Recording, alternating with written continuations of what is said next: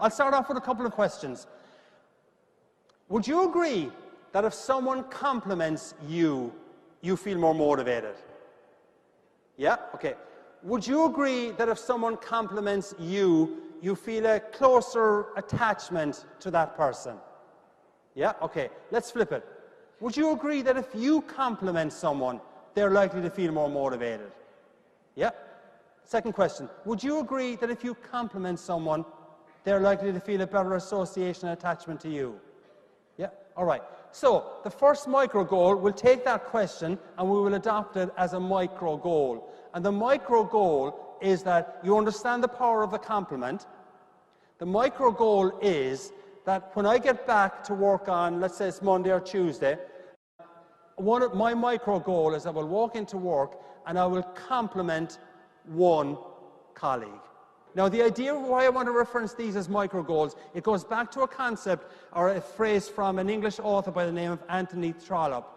And Anthony Trollope, who's a 19th century author, he said, a small daily task, if truly done daily, will beat the labours of a spasmodic Hercules. And the idea behind this 5 micro goals, chaps, is that if you implement the 5 micro goals, they're small daily goals, but they can make a huge difference to your environment.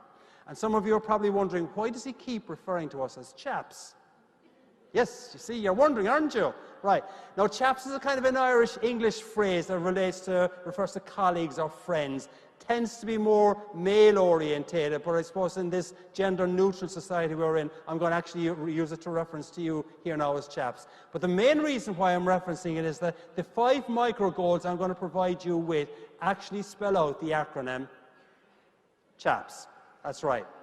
Okay? So the first micro goal is compliment. And everyone here in this room can set up a micro goal that will be implemented by when they compliment someone. Now, the logic behind putting some micro goals is that you probably do know that we've got neurotransmitters in our brains, neurochemicals, and one of them is dopamine.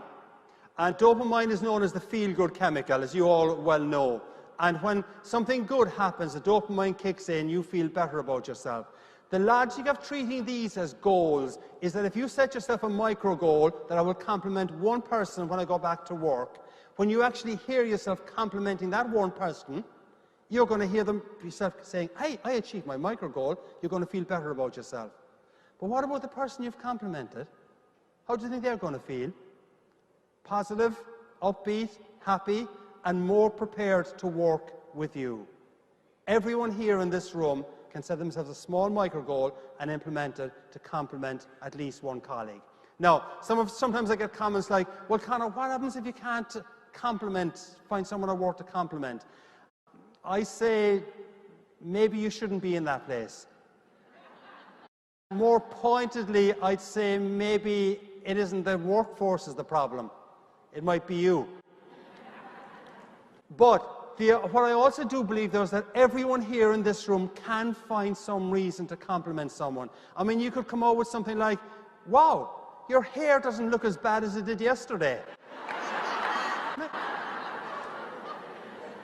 That kind of thing will work. But everyone here, though, can work on the compliment acronym. So number 1 in chaps is compliment. I will compliment one person when I get into work. Now, I'm going to put a question to you. I'm going to give you a 15-second exercise to think about. You buy into the concept of the power of a compliment, yeah? Okay, all right. Think of one person, when you go back to the workplace, to the hospital, to the facility, to the ward, think of one person that you will compliment. You got it?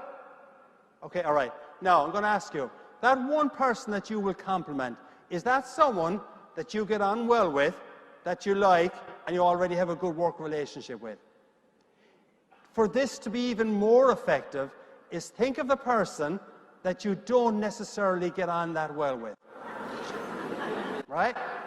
Think of the person that you don't necessarily have a good relationship with. But think of the impact it could have if you actually get into the habit of complimenting the people that are not necessarily your best co-workers. It works. Don't just fall into the trap of complimenting the person that you like.